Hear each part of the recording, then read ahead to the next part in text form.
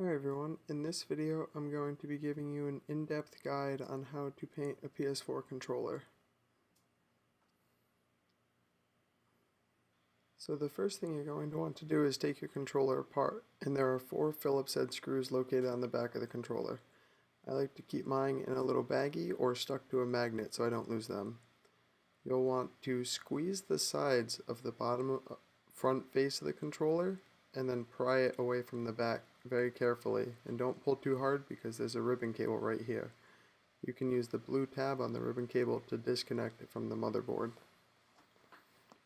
Next you'll want to remove your battery, and you'll just want to pinch the sides, not on the wires, just the sides of the plastic, and wiggle it free. I keep the small components in a cup. Here you can see me struggling with the back plastic, but you can just remove that later. Next you'll have to remove the ribbon cable that connects the touch bar to the motherboard, and there's another brown plastic tab for this one. After that you can remove a screw that holds the motherboard to the front shell and then remove the motherboard. Next remove the rubber backers to the buttons and then pour your buttons out.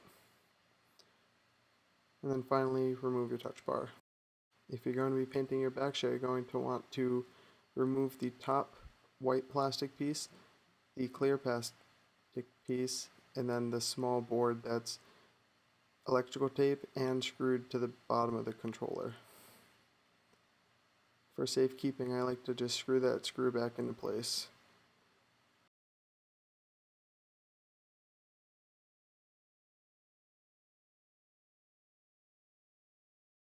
To prepare for painting, I sand down all of the glossy surfaces with a 220 grit piece of sandpaper, and then I wash it all off with water and dish detergent. A small tip for sanding the buttons would be to insert a pair of needle nose pliers into the grooves in the back of the buttons, just so that you have better control of where you're sanding. And then you can take some masking tape, double it up, and then just place the buttons on top of it. This way your buttons aren't flying everywhere while you're trying to spray paint them.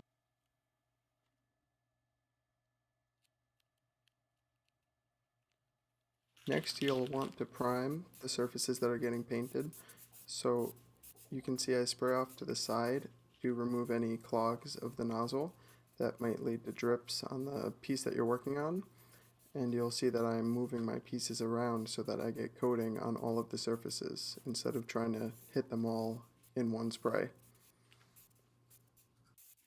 So for this paint job, it's for my girlfriend Nicole, so I started with a gloss white coat for the bottom and then went to a satin magenta for the top.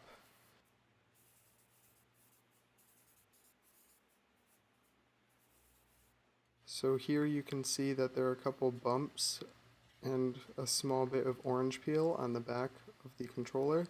So to correct for that, I took a nice 800 grit wet sandpaper and then just went around all of the spots on the controller that had high spots and just scuffed them up. And then you'll want to recoat those areas that had the imperfections.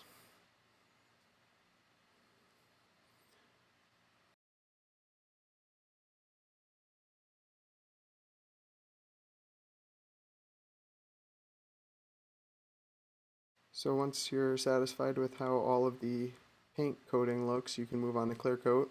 So for this clear coat, it called for 2 to 3 medium coats, and I'm just glossing over it a couple times just to achieve that nice medium coat, making sure not to go too heavy so that I don't get any drips.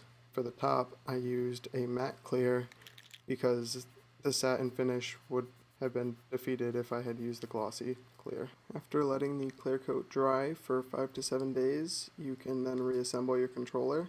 So insert all of the buttons into their correct place and then reinstall the rubber backers to them.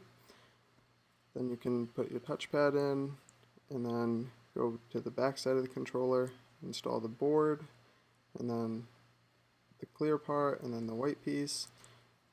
Then carefully put your motherboard back in place. Then you'll want to reinsert this ribbon cable and there's a white line on it which shows how far you need to put the ribbon cable back in. After that, you can plug your battery back in. There's a notch on one side for some of the controllers, and you'll just want to slide it into that groove. And then you'll want to put your backer piece back on, again using the same notch on the blue ribbon cable to put the blue ribbon cable back into place. And then go ahead and put your screws back in, and then you're done. So I was really pleased with this controller. It was probably one of my best controllers that I had done, and Nicole really liked it as well. So I hope you all learned something from this video, and thank you for watching. Have a good one.